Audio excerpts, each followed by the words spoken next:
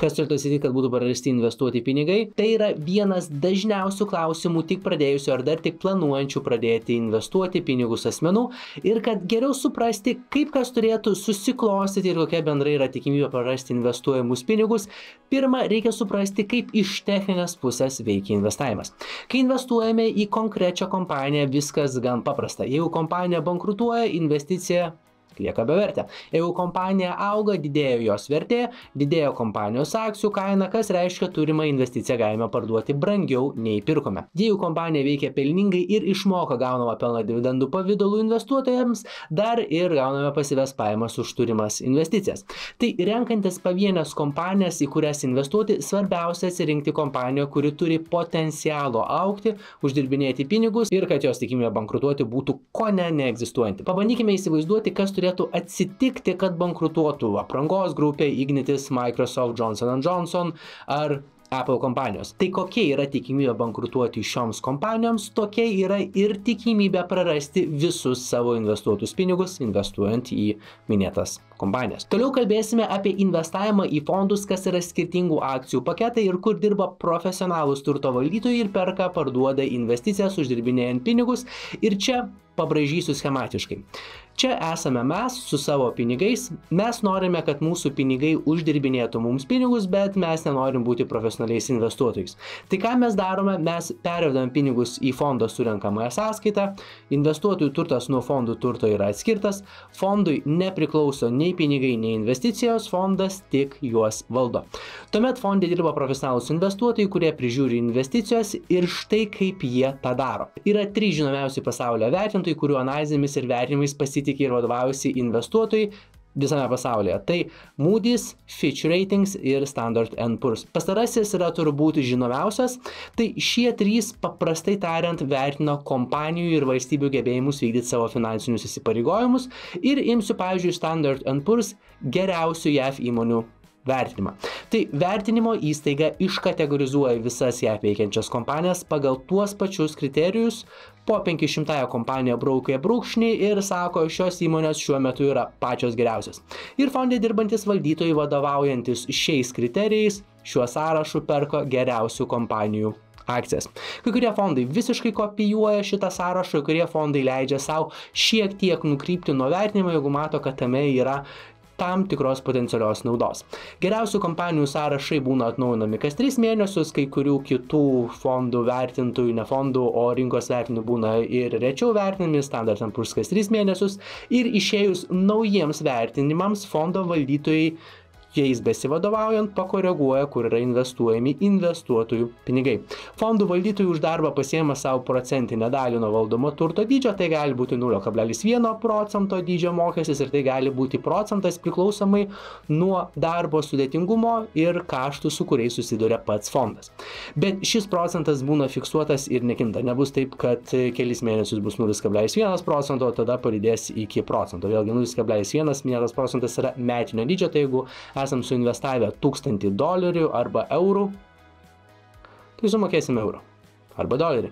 Dabar aptarkime, kas turėtų atsitikti, kad būtų prarasti pinigai investuoti į tokius fondus, tęsiant toliau minėtą pavyzdį. Visos 500 kompanijų turėtų bankrutuoti, indeksų sudarytojai, kurių vienintelis ir pagrindinis darbas sekti ir vertinti kompanijų duomenis, tai indeksų prižiūrėtojai turėtų būti padarę protų nesuvokiamų klaidų, darant savo vertinimus ir fondų valdytojai irgi turėtų pramiegoti, kad iki šiol buvusios geriausios ir stipriausios kompanijos visos 500 jų bankrutuoja. Tokių scenarijų prarandami visi investuoti pinigai. Kokia yra tokių įvykių tikimybė? Tai tikimybė egzistuoja, bet ji yra ganėtinai maža. Na, o jeigu viena kompanija kažko prisidirba ir krenta jos akcijų vertė, kitų įmonių akcijų kainos padidėjimas gali tai kompensuoti, nes investicijų vertė priklauso nuo visų 500 kompanijų bendros vertės. Pavyzdys būtų toks: Microsoft išleidžia blogą atnaujinimą, vartotojai nustoja naudotis produkciją ar paslaugomis ir dėl to krenta Microsoft kompanijų kaina, kompanijos akcijų kaina, bet tai taipogi reiškia, kad tie patys vartotojai, jie nenustos naudotis kompiuterinę techniką, telefonais ir panašiai,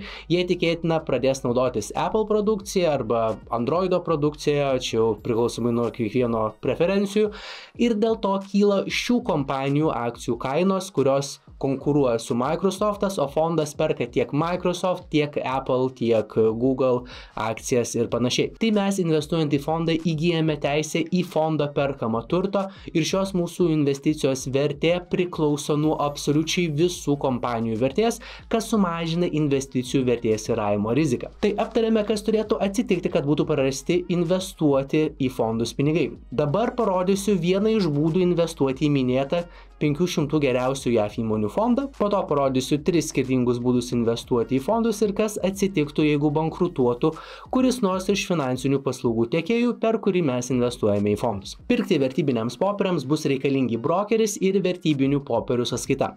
Prisijungiame prie savo brokerio paskyros, prekybos skiltyje paieškos lange suvedame fondo, į kurį norime investuoti pavadinimą, trumpinį arba IC numerį. Šiam pavyzdžiui naudosime SPDR S&P 500 UCITS biržoje prekiaujamą fondą, kurio trumpinys yra SPI_L.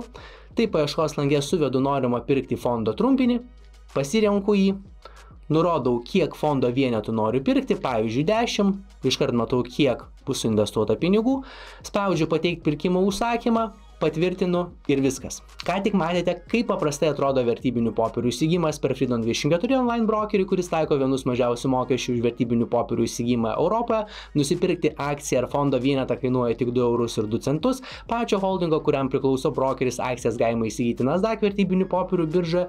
Ir dar vienas Freedom24 privalumas yra tas, jog už nesuinvestuotus pinigus galite gauti iki 4,69% eurais ir iki 6,85% doleriais, naudojantis kasdienio ir ilgalaiko 3, 6 ir 12 mėnesių OTC apsikeitimo sandorių planais. Tai yra nebiržinių vertybinių popierių apsikeitimo sandorių planai. Vardinę nuorodą susikurti Freedom24 paskyrą ir detalę mano paruoštą step by step registracijos instrukciją rasite video aprašyme ir kortelėje. Ir 3 paprasčiausi būdai investuoti į fondus yra naudojantis brokeriais, investicinių gyvybės draudimu, kuris gali būti be draudimų tik su investicinė dalimi, ir 3 pakopos privatus pensijų fondai. 2 pakopos privatus pensijų fondai veikia beveik tokiu pat principu, tik iš jų nėra galimybės anksčiau pensijos atsiimti savo turtą, atgauti pinigus. Tai šie 3 būdai yra gan skirtingi, kiekviename iš jų galioja skirtinga mokesčių struktūra, tuomet kiekvienas paslaugų tiekimo konkurentas taiko skirtingus mokesčius ir gaunama pelną skirtingai apmokestina valstybė. Tai šioje vietoje nėra geresnių ar prastesnių, jie tiesiog skirtingi ir atitinkamais atvejais kiekvienas gali būti geresnis už kitą. Priklausomai nuo investavimo tikslo, rizikingumo, termino, investuojamos pinigų sumos ir panašiai. Aš investavimui į fondus naudoju brokerį ir investicinį gyvybės draudimą, be draudimų. Šios pakopos sutartį turiu nuo senai, bet nuo tada, kai padariau pirminę 10 eurų įmoką, daugiau ir nebenaudojau jos, nes man labiau apsimoka investuoti kitaip, bet tai nereiškia, kad toks sprendimas yra geriausias visiems. Tai kas atsitiktų su mūsų pinigais, jeigu bankrutuotų brokeris, investicinio gyvybės draudimo bendrovė ar 3 pakopos kaupimo bendrovė? Vėlgi, pradedame nuo techninių dalykų. Visos legaliai finansinės paslaugas teikiančios kompanijos yra griežtai prižiūrimos valstybinių instancijų, nes valdžios ir įstatymų akimis paprastas neprofesionalus investuotojas yra silpnoji pusė ir finansinės paslaugas teikianti kompanija turi užtikrinti maksimalų saugumo, skaidrumo ir dar daug ko, kad investuotojas būtų maksimaliai įmanomai apsaugotas. Lietuvoje šią priežiūrą užsiema ir lietuviškas kompanijas ar užsienio kompanijų lietuviškus filialus prižiūri Lietuvos bankas. Jeigu tai yra tarptautinė kompanija teikianti finansinės paslaugos, licencijuota kompanija, jos veiklą prižiūri tos šalies, kur įsteigta kompanija, tai Lietuvos banko alternatyva toje šalyje. Ir dažnu atveju papildomai yra atskaitingos tarptautinės kompanijos kitų ES valstybių instancijoms.